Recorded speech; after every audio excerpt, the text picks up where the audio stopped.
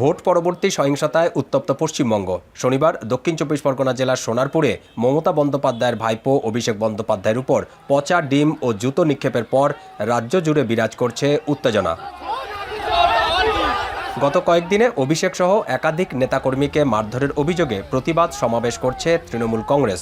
রোববার হুগলির চণ্ডীতলায় এমনই এক বিক্ষোভ সমাবেশে জনরোষের মুখে পড়েন দলটির সাংসদ কল্যাণ বন্দ্যোপাধ্যায়।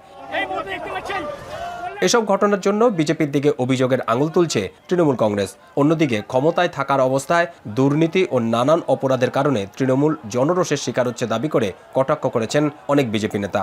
এমন পরিস্থিতিতে জনরোষ নাকি আসলেই বিজেপির প্রতিহিংসার রাজনীতির শিকার তৃণমূল কংগ্রেস, এই প্রশ্ন সর্বত্র।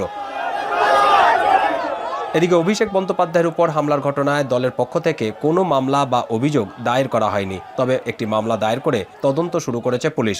এরই মধ্যে সোনারপুর কাণ্ডে অভিষেকের উপর হামলার অভিযোগে সন্দেহভাজন 5 জনকে গ্রেপ্তার করে বারুইপুর মহকুমা আদালতে তোলা হয়। তবে গ্রেপ্তারকৃত ব্যক্তিদের রাজনৈতিক পরিচয় নিয়ে শুরু হয়েছে নাটকীয়তা। একে অপরের কর্মী বলে অভিযোগ করছে তৃণমূল কংগ্রেস ও বিজেপি। এমন উত্তপ্ত পরিস্থিতিতে আজ ভেস্তে গেছে তৃণমূল কংগ্রেসের বিধায়কদের নিয়ে পূর্ব নির্ধারিত বৈঠক। 80 জনের মধ্যে 60 বিধায়কই মমতা বন্দ্যোপাধ্যায়ের বাড়িতে আসতে না পারায় শেষ পর্যন্ত বৈঠক বাতিল করে দিতে বাধ্য হন তৃণমূল নেত্রী। বেলেঘাটার বিধায়ক কুণাল ঘোষ জানিয়েছেন, অভিষেক বন্দ্যোপাধ্যায়ের উপর হামলার প্রতিবাদে বিধায়করা নানা কর্মসূচিতে ব্যস্ত থাকায় বৈঠকে সবাই আসতে পারেনি। এমনকি অভিষেক ও কল্যাণের উপর হামলার প্রতিবাদে সোমবার ব্লকে ব্লকে দলনেতা ও কর্মীদের প্রতিবাদ মিছিল করার নির্দেশ দিয়েছে তৃণমূল কংগ্রেস।